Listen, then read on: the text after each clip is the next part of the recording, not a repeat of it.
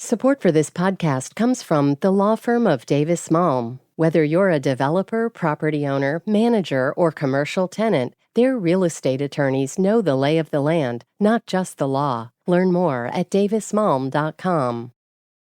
WBUR Podcasts, Boston.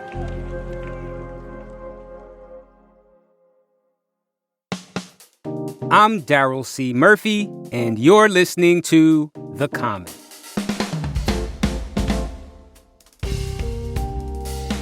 Boston Globe political reporter Samantha J. Gross, welcome back to The Common.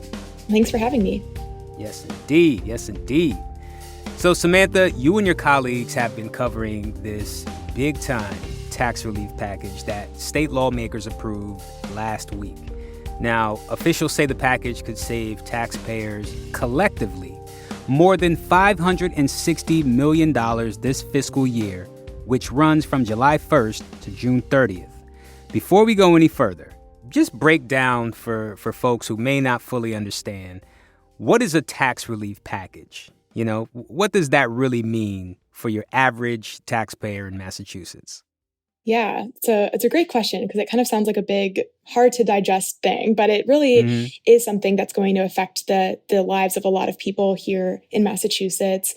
A tax relief bill, at least this one, kind of aims to take the burden off of some taxpayers given high inflation, increasing rent costs, increasing utility costs. Like everyone's feeling the pinch in their wallets. So lawmakers, have been working on this for a long time, almost 2 years, to create something that would help people once they pay their taxes in the spring.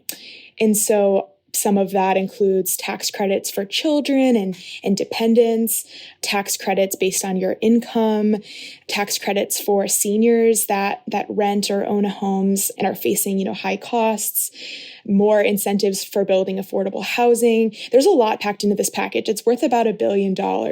And it kind of runs the gamut, but the aim is to make Massachusetts more affordable for people and also to, incentivize businesses to come to Massachusetts. Right. And this has been in the works for almost 2 years? Correct. Yeah. The first kind of version of this bill came during the Baker administration, and the legislature, didn't get it across the finish line that session. When Governor Maura Healey took office, she made this a big priority, and the legislature followed through, and they were finally able to pass something after many months of hashing it out behind closed doors. Got it. There's a lot going on in this package, but we want to focus on the parts that, can help a lot of people out on the day-to-day. And these are people who are parents or caregivers, renters, and lower income taxpayers. So, Samantha, start us out and tell me about what's in this package specifically for caregivers and parents. Yeah, that is a big part of this. The child and dependent tax credit is kind of the hallmark of this bill. And basically what it would do is first combine two existing tax credits that parents and caregivers can already claim, the child care and dependent care, into one. And it would allow taxpayers to claim about a little more than $300 per dependent. So that's a child or maybe an adult that they're caring for full time, like a parent or someone with a disability in the first year. And then that will jump up to about $440 per dependent in the second year. So it's a big jump. Like that's a lot more than what existed before, which was about $180 to $310 per dependent. Another really big piece of it is it lifts the cap on how many dependents you can claim. So if you had 3 children, you were getting the same amount of money as someone with just a few children. And so it kind of frees up people to claim more for having more children, which, that's a big financial burden on a lot of people in our state. And just for folks who may not know, what is a tax credit? A tax credit is money that you get back from your taxes after you file them, every year. So when you claim, for this example, a certain number of dependents on your taxes, you would get this tax credit back from the state in the form of a refund. Got it. So for this tax credit for parents and caregivers, let's say I'm a parent and I have 4 kids. Last year, I could only claim this credit for 2 of those kids, but now I can claim for all 4. That's correct. There's no cap. And also, it doesn't matter like what your income level is. Like anyone can claim this. So it's going to help all parents, across the state. Got it. Got it. That's that. Child Independent Tax Credit. Tell me about what's in there for renters. I'm very excited to hear this one. Yeah, it's big, right? Rent is really expensive, and it's also a really hard market to buy property. So there's a lot of people in Massachusetts in the same boat. So yeah, this would raise the amount that renters can deduct from their taxes from $3,000 to $4,000, which it's a modest jump, but it is something, and that's going to affect about 800,000 people in Massachusetts. Got it. Now, how about older renters? Is there anything for them? Yeah, so the senior circuit breaker tax credit is for seniors on limited incomes. This tax credit would affect people who are facing high rents or facing, real estate taxes and things like that. And it would increase that tax credit from $1,200 in the year to $2,400. So it effectively doubles this tax credit. And seniors are often on fixed incomes. And that's about 100,000 seniors that this is expected to affect across the state in the first year of rollout.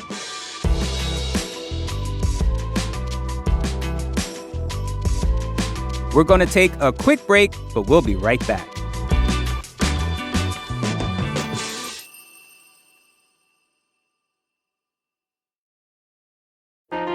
Politics has never been stranger or more online, which is why the politics team at Wired is making a new show, Wired Politics Lab. It's all about how to navigate the endless stream of news and information and what to look out for. Each week on the show, we'll dig into far-right platforms, AI chatbots, influencer campaigns, and so much more. Wired Politics Lab launches Thursday, April 11th. Follow the show wherever you get your podcasts.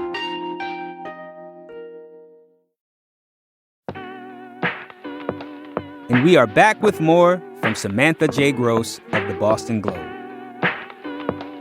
Okay, now what's in this tax relief package for low-income earners, more generally speaking? Yeah, so the earned income tax credit exists at the federal level. And then Massachusetts, as it currently stands right now, pays 30% of what people would qualify for from the federal government. This bill would raise that to 40%. And that's, supposed to help low-income families. I ran some math on this for you guys today to kind of give an example of what that would look like. So if you're a single person and you have 3 or more children, for example, and you make under $53,000, right now you could get 30% of the federal earned income tax credit, which in Massachusetts equals out to just over $2,000. If this were, when this bill goes into effect, that would be more than $2,700 if you're a single person that earns $53,000 or less.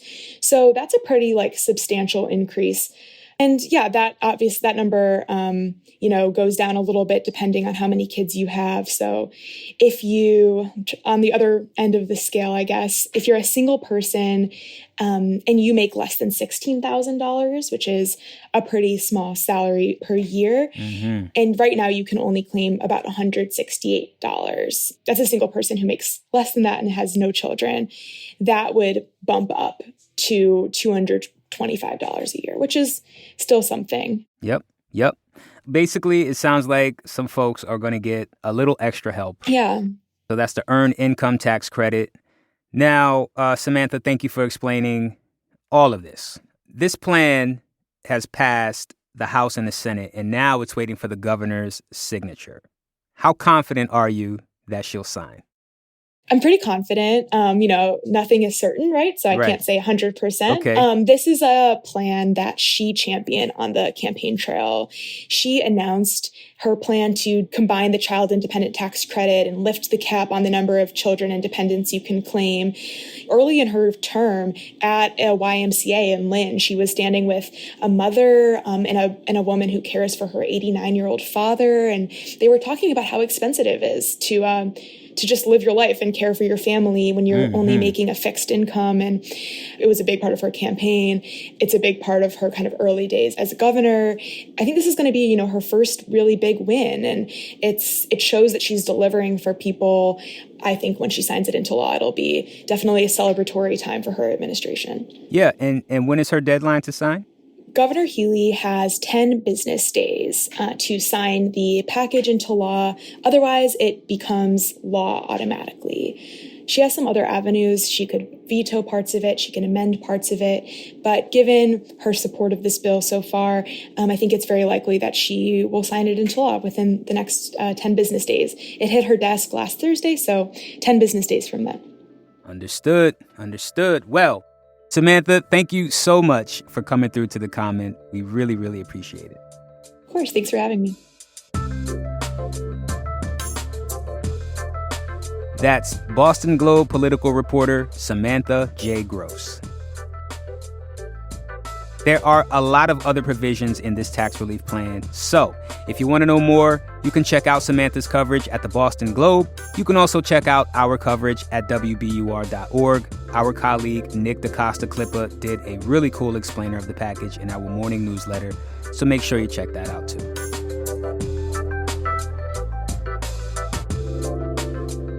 And that's our show for today. Thank you so much for listening to The Comment. Please, if you like what you're hearing, go to wherever you listen to podcasts, especially Apple or Spotify. Rate and review us.